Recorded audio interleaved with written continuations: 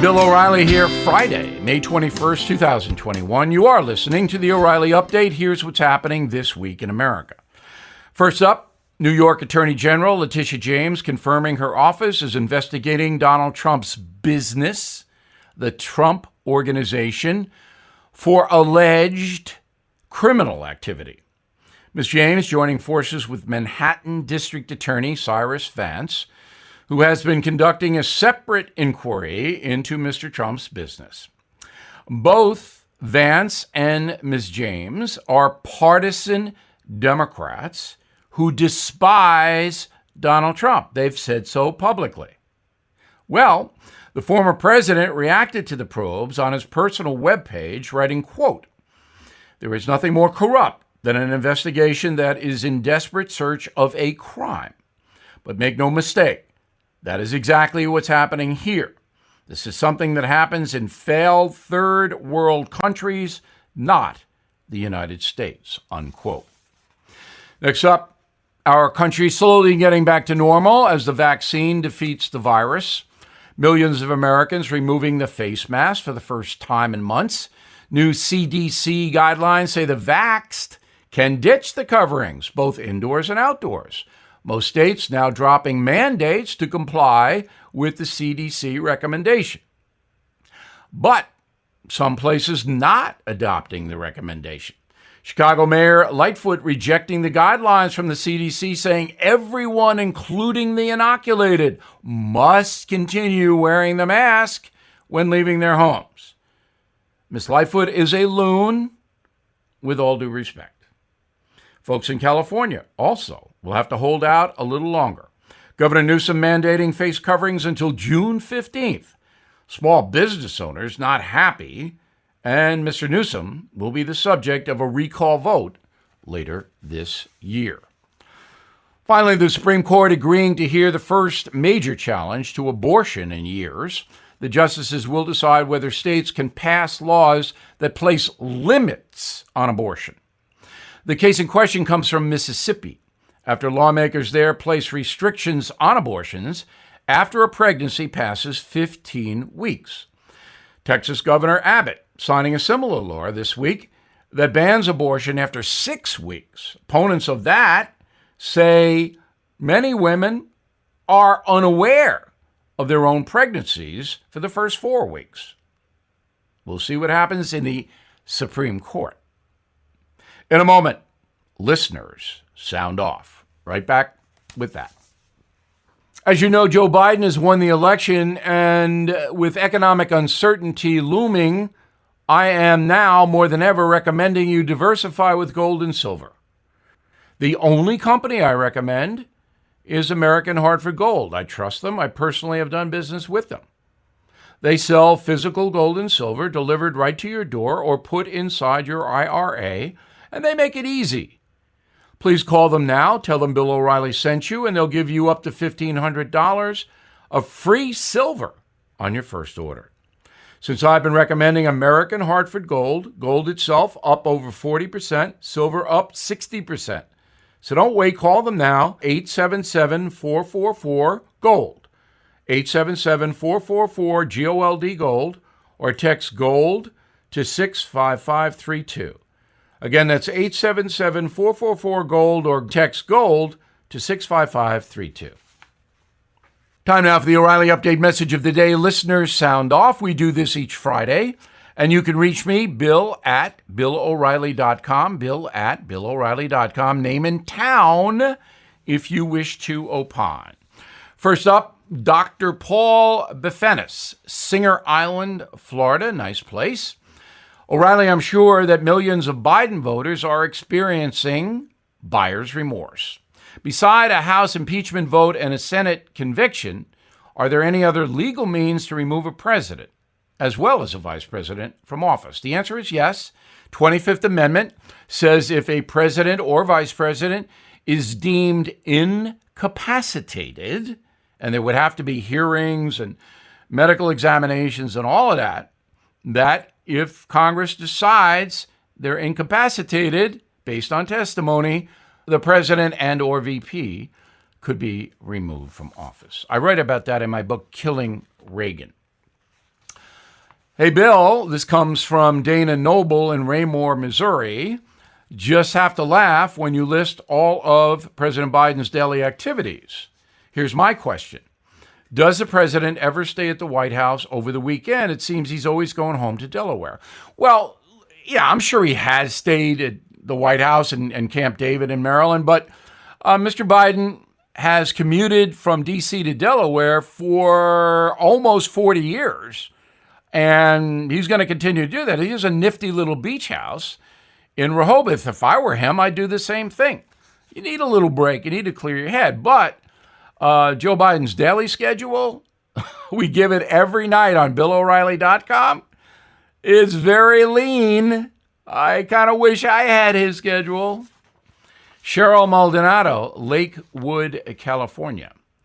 O'Reilly, you stated there's no evidence of massive international election fraud with the voting machines. But I heard that the Supreme Court wouldn't take that case and didn't even see the evidence. Is that true? It is not true.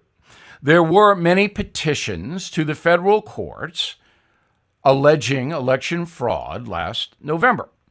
In those cases, evidence had to be presented to the courts, to the federal courts.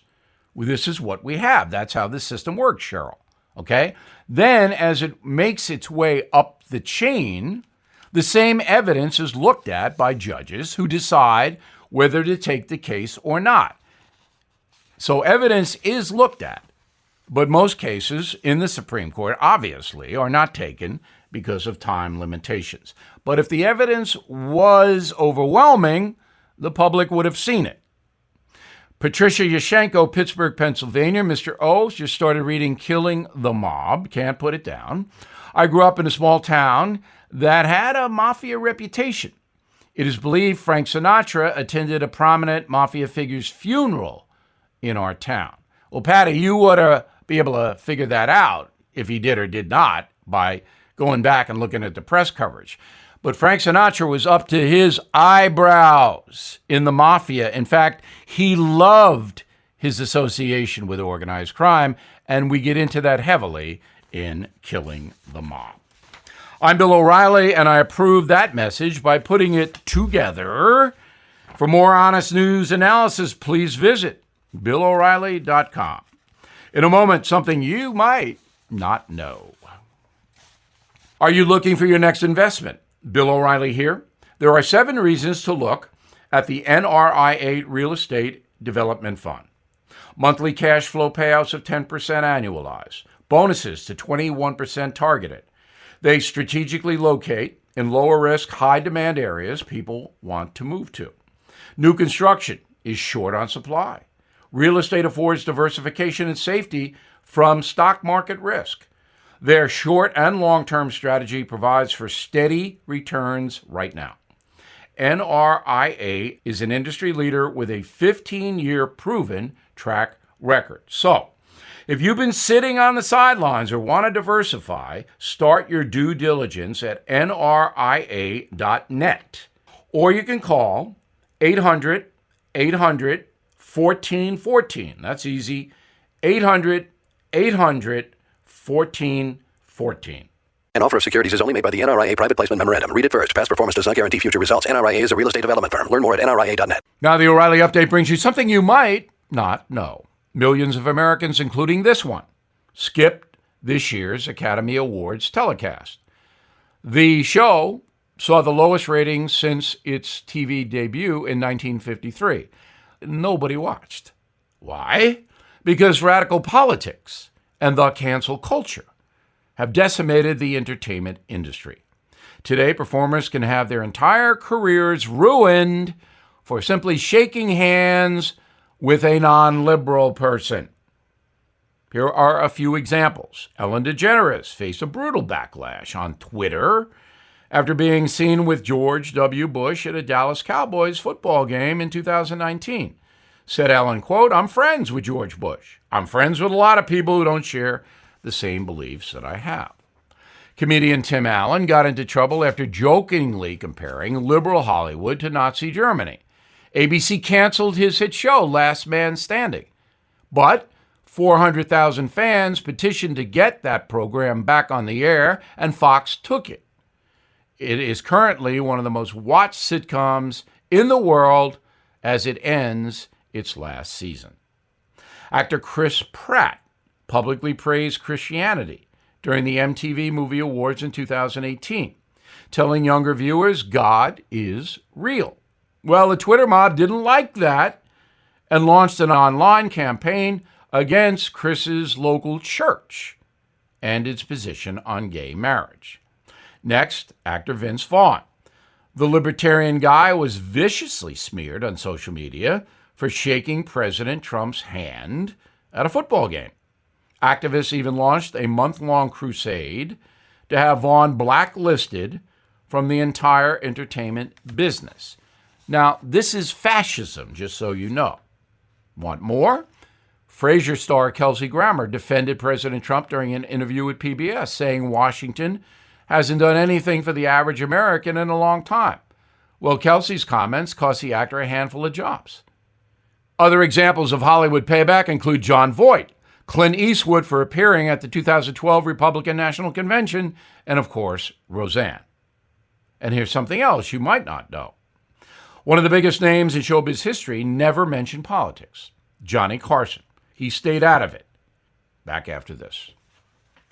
How bad is your back, knee, or neck pain? Mine was pretty bad. I played 4 sports when I was younger, and it's catching up with me now.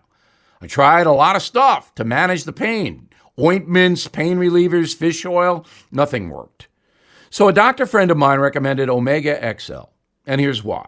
The underlying cause of painful, achy joints and muscles is inflammation. The key to knock down inflammation before it causes damage is backed by 35 years of research. And that's what Omega XL does. The doctor also says, quote, I can't write any prescription that comes close to what Omega XL accomplishes. She was right. So if you're suffering with painful, achy joints and muscles, stop wasting money and switch to Omega XL. Order Omega XL now and get a second bottle free. Visit omegaxl.com/bill, omegaxl.com/bill, or you can call 800-844-4888, 800-844-4888. Thank you for listening to the O'Reilly Update. I am Bill O'Reilly. No spin, just facts, and always looking out for you.